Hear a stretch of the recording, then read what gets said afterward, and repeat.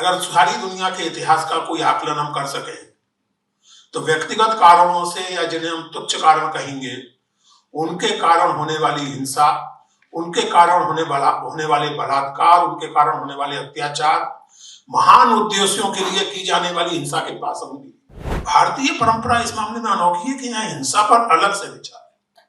उसका कारण चाहे वो यज्ञ की हिंसा हो, चाहे वो कोई कारण हो, लेकिन बौद्ध और जैन परंपराएं तो आधारित ही अहिंसा की महिमा पर है। महाभारत का उदाहरण मैंने दिया। इतने भयानक युद्ध का इतना विशद चित्रण और स्थापना यह है कि अहिंसा पर, कि मेरी हिंसा बुरी नहीं, वैदिकी हिंसा हिंसा न होती। मेरी हिंसा राष्ट्र के लिए है, मेरी हिंसा क्रांति के लिए है, मेरी हिंसा सही विचार के लिए है, मेरी हिंसा विपथगामियों को सबक सिखाने के लिए है, तो मेरी हिंसा बुरी नहीं। गांधी जी को कई बार इसका दुष्श्रेय दिया जाता है कि उन्होंने राजनीति और धर्म के बीच कुछ घालमेल पैदा कर दिया, कि उनके लिए धर्म उतना ही महत्वपूर्ण था राजनीति, और दोनों को मिलाकर ये जो राजनीति धर्म का राजनीति में हस्तक्षेप आज है इतना भयानक, उसका सूत्रपात गांधी जी के वक्त हुआ। लेकिन मैं आपके कुछ जो दूसरा उसका हिंसा से जुड़ा हुआ पक्ष है, महाभारत के आरंभ में भी कहा गया और अंत में भी अहिंसा परमो धर्म। हिंदू ही नहीं, सभी धर्मों में, भारतीय ही नहीं, सभी परंपराओं में हिंसा के प्रति विचित्र व्यामोह पाया जाता है। पवित्र कही जाने वाली हिंसा को भी प्रश्नविद्ध करने वाले गांधी पहले विचारक थे। ये हिंसा के बारे में बात करते समय एक बड़ी आम बात है कि मेरी हिंसा बुरी नहीं, वैदिकी हिंसा हिंसा न होती। मेरी हिंसा राष्ट्र के लिए है, मेरी हिंसा क्रांति के लिए है, मेरी हिंसा सही विचार के लिए है, मेरी हिंसा विपथगामियों को सबक सिखाने के लिए है, तो मेरी हिंसा बुरी नहीं, बुरी दूसरे की हिंसा। और इसीलिए गांधी पहले व्यक्ति थे, और हम इस बात को जानते हैं, इस पुस्तक में उसकी विस्तार से चर्चा नहीं है। उस समय के क्रांतिकारियों से गांधी जी की बाकायदा डिबेट हुई है इसमें। उन्होंने उनका सम्मान करते हुए, उनको उनकी देशभक्ति की भावना को बहुत मान देते हुए भी बार बार ये रेखांकित किया कि राजनीति में हिंसक गतिविधियां, राजनीति का माध्यम हिंसा हुई है। और उसका एक बहुत व्यवहारिक कारण तो गांधी जी ने यही बताया कि हीरोइज्म हर व्यक्ति के बूते का रूप नहीं, वायलेंट हीरोइज्म, एक बात। दूसरी बात ये कि हिंसा, देखिए वाजपेयी जी, मैंने इस किताब में ये बात रेखांकित की, और अगर मैं गलत हूं तो आप मुझे करेक्ट करें, आप में से कोई भी। दुनिया की अन्य चिंतन परंपराओं में जितनी थोड़ी बहुत जानकारी मुझे है, स्टेट पर विचार है, सिटीजन पर विचार है, सत्य पर विचार है, हिंसा पर अलग से विचार है। भारतीय परंपरा इस मामले में अनोखी है कि यहाँ हिंसा पर अलग से विचार है। उसका कारण चाहे वो यज्ञ की हिंसा हो, चाहे वो कोई कारण हो, लेकिन बौद्ध और जैन परंपराएं तो आधारित ही अहिंसा की महिमा पर है। महाभारत का उदाहरण मैंने दिया। इतने भयानक युद्ध का इतना विशद चित्रण और स्थापना यह है कि अहिंसा पर। तो ये जो चीज है, मुझे लगता है कि पवित्र हिंसा, और आप देख सकते हैं अगर सारी दुनिया के इतिहास का कोई आकलन हम कर सके तो व्यक्तिगत कारणों से या जिन्हें हम तुच्छ कारण कहेंगे, उनके कारण होने वाली हिंसा, उनके कारण होने वाले बलात्कार, उनके कारण होने वाले अत्याचार, महान उद्देश्यों के लिए की जाने वाली हिंसा के पास होंगी। और इसलिए गांधी जी जब हिंसा मात्र को क्वेश्चन करते हैं, जब वो ये सवाल उठाते हैं कि केवल वो हिंसा नहीं जिसे आप अपवित्र मानते हैं, बल्कि जिसे आप पवित्र हिंसा मानते हैं, उस पर भी पुनर्विचार की जरूरत है। तो ये बात तो उस व्याख्यान में यही बात थी जिसका आगे मैंने विस्तार।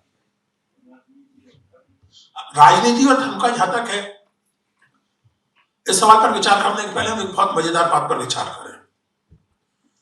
इस देश में हिंदुत्व, हिंदू नेशनलिज्म के जो आइडियोलॉजिकल जनक कहे जा सकते हैं, सावरकर, वो नास्तिक थे घोषित रूप से, और जिन्ना भी जो है बाद में शेरवानी वेरवानी पहनने लगे थे, उसके पहले ठेठ लिबरल है। उनकी कोई ऐसी इस्लाम में बहुत विशेष आस्था नहीं थी। ये बहुत रोचक बात है कि जिसे हम सांप्रदायिकता कहते हैं, उसके दोनों संस्करणों के आदि पुरुष कोट अनकोट घनघोर रूप से आधुनिक और सेकुलर जीवन जीने वाले लोग। गौ पूजा के सवाल पर गांधी जी के विचारों को अगर आप पढ़ें और सावरकर के विचारों को आप पढ़ें, तो आजकल जो सावरकर के भक्त हैं वो सावरकर के पीछे दौड़ पड़ेंगे डंडा लेकर। गौ पूजा के बारे में सावरकर के जो विचार है, मैंने कुछ उसमें से उद्धृत भी किए।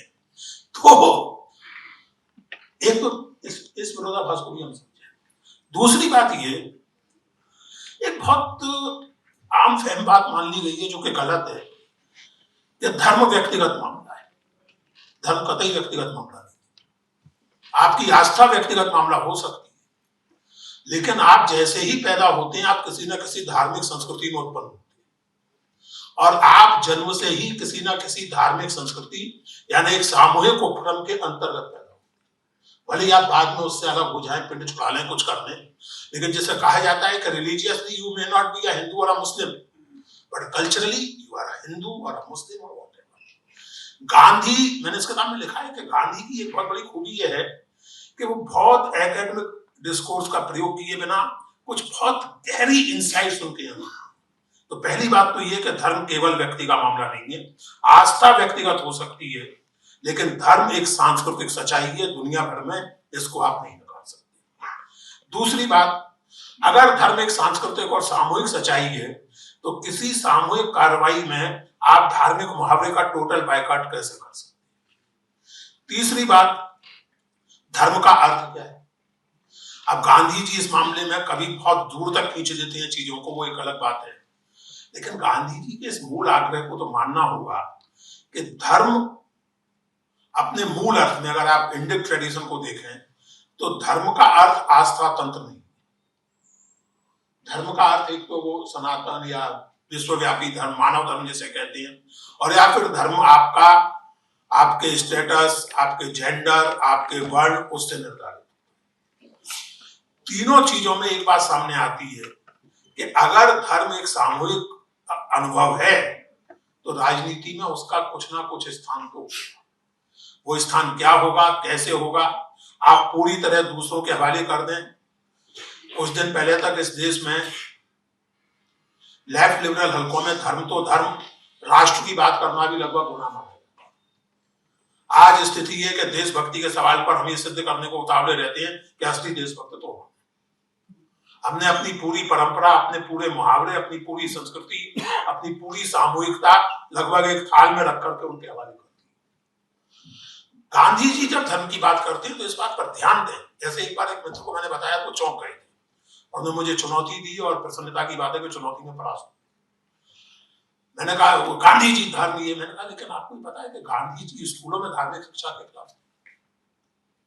वे मानते थे कि धार्मिक शिक्षा देना परिवार का काम है, स्कूलों का।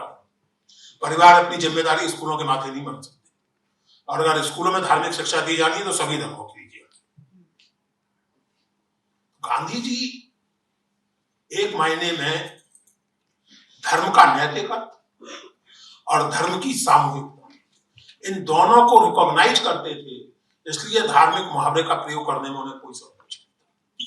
जो संकेत आपने किया अपने वक्तव्य में, मैंने इसमें लिखा है कि ये बहुत रोचक बात है कि कुछ लोग गांधी जी से राम राज्य का मुहावरा इस्तेमाल करने के नाराज थे, कुछ लोग ईश्वर अल्लाह तेरो नाम करने के कारण नाराज थे। गांधी जी ने दोनों में से कोई बात नहीं छोड़ी, ना राम राज्य का मेटाफर छोड़ा और ना ईश्वर अल्लाह तेरो नाम कहना छोड़ा, क्योंकि उनके लिए, उनके हिसाब से हर धर्म बुनियादी तौर से कुछ मानवीय गुणों को रेखांकित करता है, उसकी कुछ हिस्टोरिसिटी होती है। गांधी जी ने लिखा है, बहुत स्पष्ट ढंग से लिखा है कि एक ऐतिहासिक संदर्भ होता है, सहज बोध पर आधारित होता है, धर्म का स्वीकार किया जाना न किया जाना। और जैसा कि आप जानते हैं, उनसे पूछा गया था कि जब आप ये कहते हैं कि सभी धर्मों में एक ही बात है, तो इतने सारे धर्म क्यों? तो गांधी जी ने छूटती उत्तर दिया था, क्योंकि सभी धर्म अपूर्ण है। Every religion of the world is imperfect, और परफेक्शन की खोज सभी धर्मों के लोगों को मिलकर करनी चाहिए। इसलिए गांधी जी द्वारा धर्म का इस्तेमाल, राजनीति में धर्म का इस्तेमाल एक अलग चीज है, उसका दुरुपयोग और उसके लिए गांधी जी को दोष देना अलग चीज है। आज भी आप देखें, जिस तरह की धार्मिकता की चर्चा आजकल हो रही है, सच यह है कि वो चीजें उद्धृत करना आज खतरे से खाली नहीं है, जो न केवल गांधी जी बल्कि दयानंद सरस्वती आजकल की टाइप की धार्मिकता के बारे में लिख चुके हैं। मैं कभी कभी कल्पना करके मजा लेता हूं कि बाबा बागेश्वर के बारे में दयानंद सरस्वती कहते हैं। कभी कभी ये कल्पना करके कल्पना ही करता हूं, और तो कुछ कर नहीं सकता, लेकिन कल्पना करके आनंद लेता हूं। दयानंद सरस्वती तो वेदों के उद्भट विद्वान और वैदिक मतावलंबी थे। वो क्या कहते हैं इन बाबाओं के बारे में और उन तांत्रिकों के बारे में जो दावा कर रहे हैं कि वो ट्रंप साहब को भी क्या हिप्नोटाइज कर सकते हैं, उन पर मोहिनी मंत्र मार सकते हैं। गांधी जी धार्मिक व्यक्ति थे, इस तरह की बकवास में उनकी कोई आस्था नहीं थी। उन्होंने बहुत कठोर शब्दों में तीर्थ स्थानों की जो दुर्दशा थी उनके बारे में लिखा है, हिंदू और मुस्लिम दोनों के बारे में, अजब अजब तरह के व्यवहारों और प्रैक्टिसेस के बारे में लिखा है। तो गांधी जी की धर्म की धारणा सर्वथा भिन्न है, और आज जो सांप्रदायिक राजनीति है उसका कोई कुछ श्रेय गांधी जी को नहीं।